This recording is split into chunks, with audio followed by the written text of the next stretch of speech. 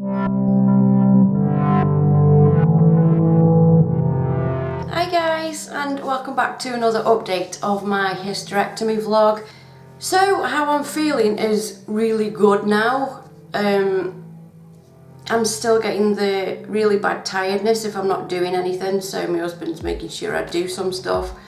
With me other problems, health problems, I can't walk very well, but I have been walking up and down the hall as best I can for as long as I can, just to get my strength back up, so thumbs up for me for that. The reason I had to go for a blood test, a few weeks ago I went to the doctor and I was just telling her about all my tiredness and my discharge, and there was something else, so I can't remember. So I had to have a swab done, a blood test and a wee sample, that was it.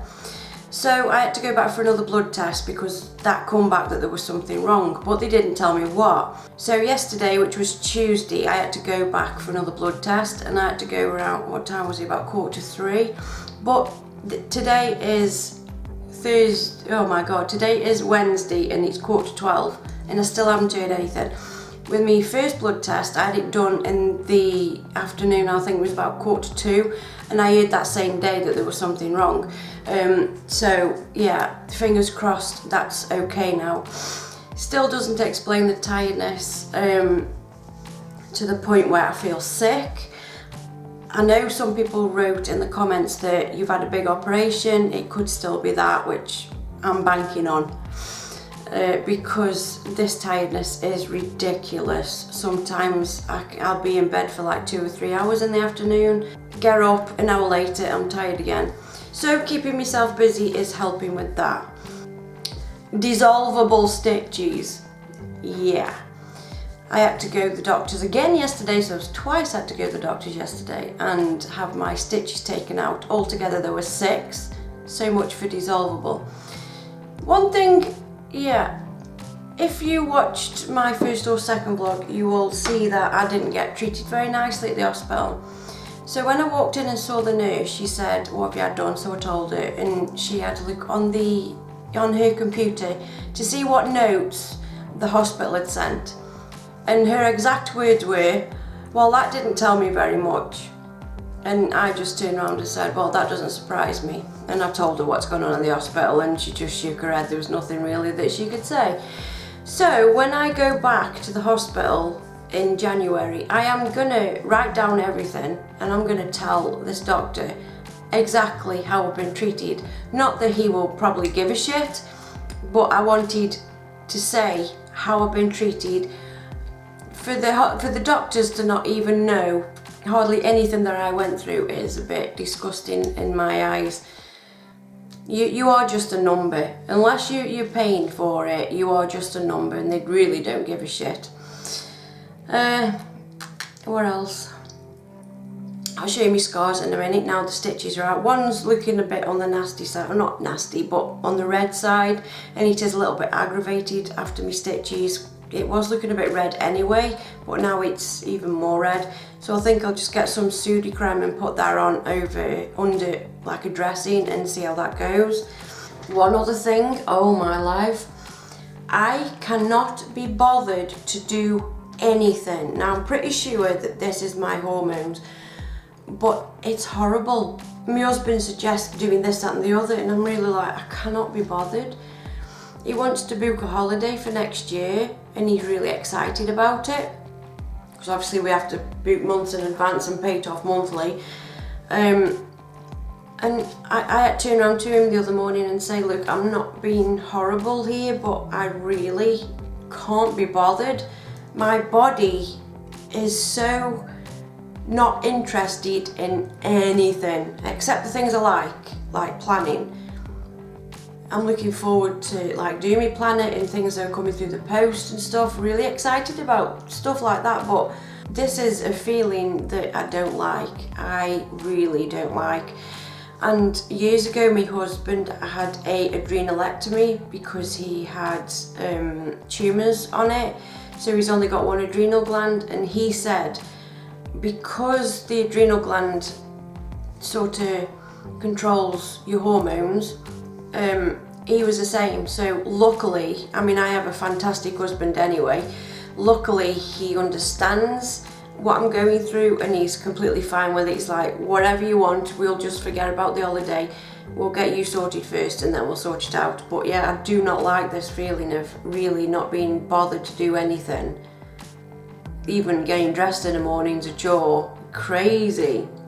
So my insides don't hurt as much anymore. It was like a really weird feeling, like, I don't know, like if it was where the stitches were or whatever, but it was a weird feeling inside sometimes I was getting, but that's completely gone now.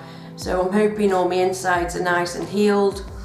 Going the toilet, number 2, isn't as bad now. I can push because all the pills I'm on give me, what's the word? Give me constipation anyway.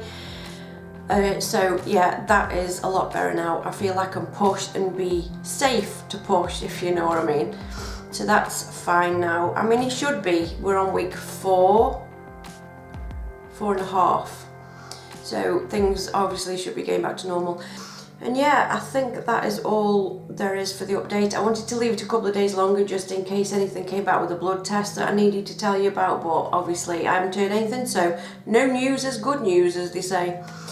So yeah, I will show you my wounds now. I'm not quite sure what to call them. And they are looking so much better than even last week. Now these bloody stitches, seriously, I had a pair of knickers on, I had a pair of leggings on, and I had a jumper, and the stitches were poking through all 3. So yeah, thank you so much for watching, guys, and I think I'll be back next week with my final update of everything to do with the hysterectomy vlog. But I hope you've enjoyed this kind of series thing, what I've done for you. I wanted to document it as well, so in years to come I can sort of look back and think, oh, okay, that wasn't that bad, or advise anybody else who's thinking about going through the hysterectomy. Anyway, I will stop rambling. Hope you have a good day wherever you are in the world, and I'll see you in my next video. Bye! So this one is just above the belly button. As you can see, it's a little bit red and where the stitches were, and I think I'm just going to put some pseudo-creme on there and see if I can calm that one down. But I've still got this square shaped thing here. Really don't know what that is, and I've got another one there. That is really weird. I mean, even if they put something on my skin where they were pumping the air into me, surely nearly 5 weeks later these should have gone.